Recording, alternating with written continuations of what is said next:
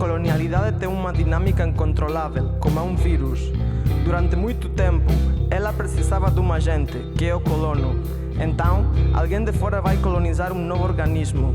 Hoje, não precisa mais, porque ela passou a ser um modo de operar amplo. Ela não está restrita a um lugar, não incide somente sobre um corpo, mas ela tem um potencial viral. É como o racismo. Hoje, já se dispõe de conceitos como racismo estrutural, que é aquele que atravessa diferentes corpos, que incide sobre vários campos. Ele não está contido numa escolha, num gesto. É necessário ter consciência disso e estar desperto todo o tempo. Não chega um ato, uma prática. Não chega um exercício de esclarecimento, de decifrar o colonialismo ou a colonialidade.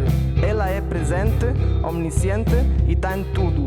Então, se nós não tivermos uma clara disposição interior que afeta a experiência comunitária que constitui um organismo mais complexo e vivo, capaz de produzir anticorpos o tempo inteiro, é dizer, reeditar como uma cepa de uma pandemia, como uma nova maneira de uma gripe, um novo contágio, só que ela vai se relocando e continua se reproduzindo.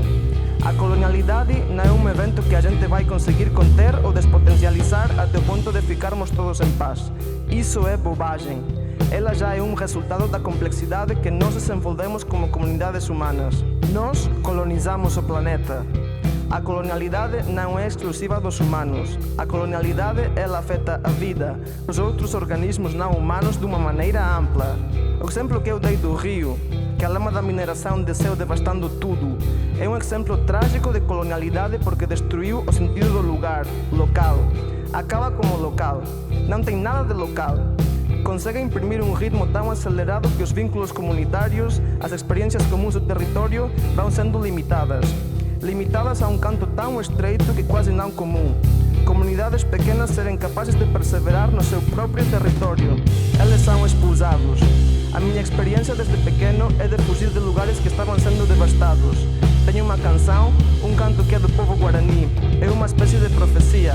Soa como profecia que diz: corram, corram porque a terra vai afundar sobre os seus pés. Então, alguém que tem que correr tão rápido para poder pisar num lugar tão firme porque a terra imediatamente atrás afunda. É uma espécie de anúncio do antropoceno. É um anúncio sobre o tempo em que nós estaríamos tendo que correr porque o último lugar que nos pisou já afundou. É uma imagem muito acusatória no modo de estar no mundo que nós fomos encaixando até não ter mais onde se mover. Quando eu vejo os debates críticos de colonialidade, eu percebo que eles fazem um esforço sincero, em alguns casos um esforço até obsessivo de dar conta de um problema que não tem possibilidade de corte local, porque ele é sistêmico. Então ele afeta, e os que chamam da ecologia, as várias ecologias.